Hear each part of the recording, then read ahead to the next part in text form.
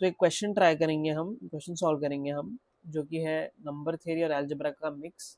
And इससे conceptual clarity काफ़ी अच्छी आ जाएगी कि जिफ कैसे वर्क करता है वगैरह वगैरह।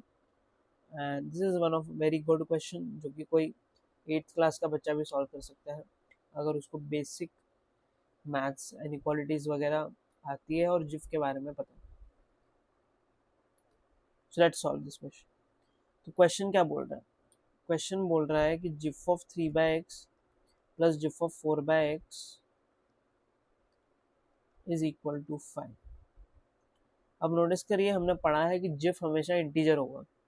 ये जिफ की डेफिनेशन ही यही है, least maximum integer less than the number. इसका मतलब जिफ ऑफ 3/x और जिफ ऑफ 4/x दोनों इंटीजर्स है, तो इनको a plus b equal to 5 मान लेते हैं। अब नोटिस करिए कि x greater than less than 0 होगा, इसको केस 1 मान लेते हैं, केस 1 x लेस देन 0। तो इस केस में 3/x इज लेस देन 0,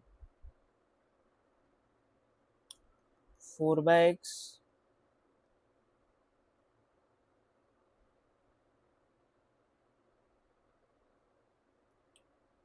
एक मिनट रुकिए, 3/x is less than 0, 4/x is less than 0।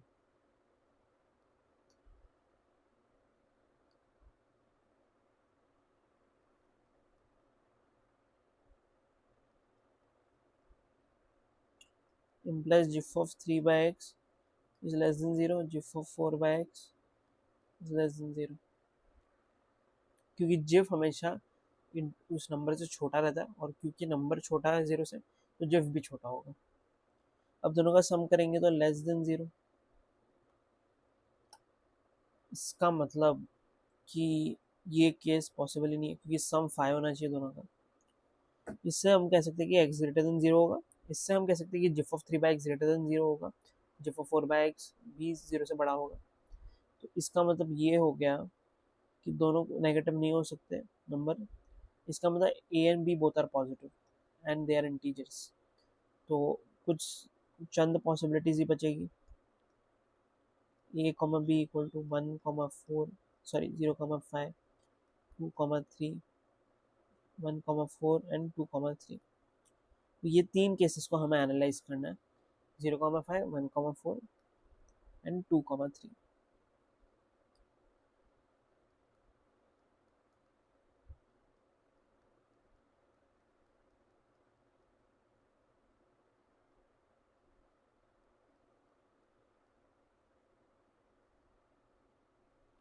अब नोटिस करने की ये बात है कि सिर्फ 3 केसेस पॉसिबल है, और हमें क्या करना है कि केस बैश करना है, हमें केस बैशिंग करनी है। तो केस 1 हो जाएगा a equal to 0 b equal to 5 implies 3/x is greater than equal to 0 less than 1, 4/x is greater than equal to 5 less than 6। ठीक है, तो अब क्या करेंगे हम, नोटिस करिए x ग्रेटर देन 3 आ रहा है इधर से, और इधर से आ रहा है x less than equal to 5/4, क्योंकि 3 से छोटा है, क्योंकि 1.25 हो जाएगा। तो इसका मतलब इधर से हमें कॉन्ट्रडिक्शन मिल रहा है। आगे बढ़ते हैं। Case 2 a equal to 1 b equal to 4 implies 3/x is greater than equal to 1 less than 2 and 4/x is greater than equal to 4 less than 5।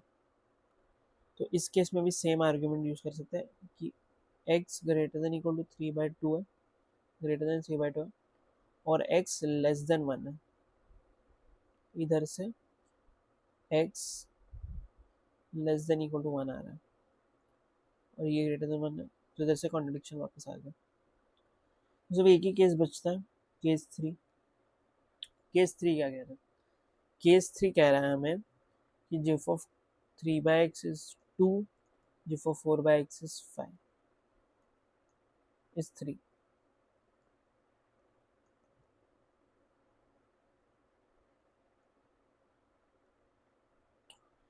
this implies that 3 by x is greater than equal to 2 less than 3, 4 by x is greater than equal to 3 less than 4. अब notice करिए कि x greater then बना रहा है दोनों case में और less than equal to 4/3 less than equal to 3/2 इस वाले केस से, और इधर से x greater than less than equal to 4/3 आ रहा है और x ग्रेटर देन 1 दोनों में आ रहा है। तो इस दोनों में से जो लोअर लिमिट होगी उसको कंसिडर करेंगे ताकि सारी केसेस आ जाए x के, सारी कंडीशन सेटिस्फाई हो जाए। क्योंकि अगर 4/3 और 3/2 के बीच में रहा, नंबर लाइन पे देखते हैं इसे, 4/3 3/2 1.33 1.5, तो अगर इधर कहीं हमने मार्क कर दिया आंसर x का तो गड़बड़ हो जाएगा क्योंकि वो 4/3 से छोटा होना चाहिए। तो इधर ये वाला रीजन आएगा, इधर 1 है, ये वाला रीजन। इसका मतलब हमारा a की वैल्यू 1 हो गई, b/c 4/3 हो गया, और क्योंकि ये 4 और 3 कोप्राइम है इसका मतलब b 4 हो गया, c 3 हो गया, इम्प्लाइज a² + b², तो c² क्या होगा 26। That's a final answer.